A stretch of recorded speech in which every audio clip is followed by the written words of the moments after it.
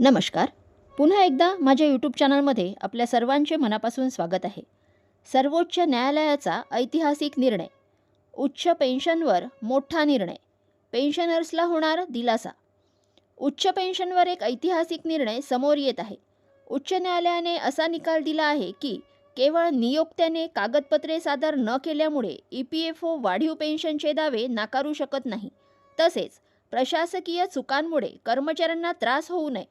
EPFOने दावे नाकारण्याऐवजी पगाराच्या पावत्या, भविष्य निर्वाह निधीची कागदपत्रे आणि बँक स्टेटमेंट यासारख्या उपलब्ध माहितीच्या आधारे त्यांची स्वतंत्रपणे पडताळणी केली पाहिजे. जाणून घेऊयात याबद्दल सविस्तर माहिती. त्यापूर्वी चॅनलला नवीन असाल तर लाईक करायला विसरू नका, सबस्क्राईब करायला विसरू नका, नवीन अपडेट्ससाठी बेल आयकनला प्रेस करायला विसरू नका आणि माहिती आवडल्यास आपल्या सहकारी मित्रांना शेअर करायला देखील विसरू नका. जाणून घेऊयात निकालातील प्रमुख मुद्दे. नियोक्त्याची चूक कर्मचाऱ्याची जबाबदारी नाही.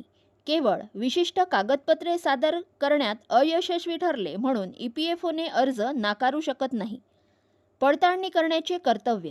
जर नियोक्ता प्रतिसाद देण्यास अयशस्वी ठरला किंवा अपूर्ण माहिती दिली तर EPFOला पगाराच्या नोंदी आणि PF योगदानाच्या इतिहासासह पर्यायी नोंदीची पडताळणी करणे बंधनकारक आहे.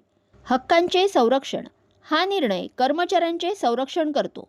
विशेषतः जुन्या प्रकरणांमध्ये जिथे नोंदी कदाचित व्यवस्थित ठेवल्या गेल्या नसतील आणि वेतन मर्यादेपेक्षा जास्त असलेल्या प्रत्यक्ष वेतनावर आधारित त्यांना उच्च पेन्शन लाभापासून वंचित ठेवले जाणार नाही याची खात्री करतो.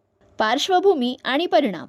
संदर्भ. सर्वोच्च न्यायालयाच्या 2022च्या पेन्शन योजनेवरील निर्देशानंतर EPFOकडून अनेक उच्च पेन्शन दावे फेटाळले जात असताना हा निर्णय घेण्यात आला आहे.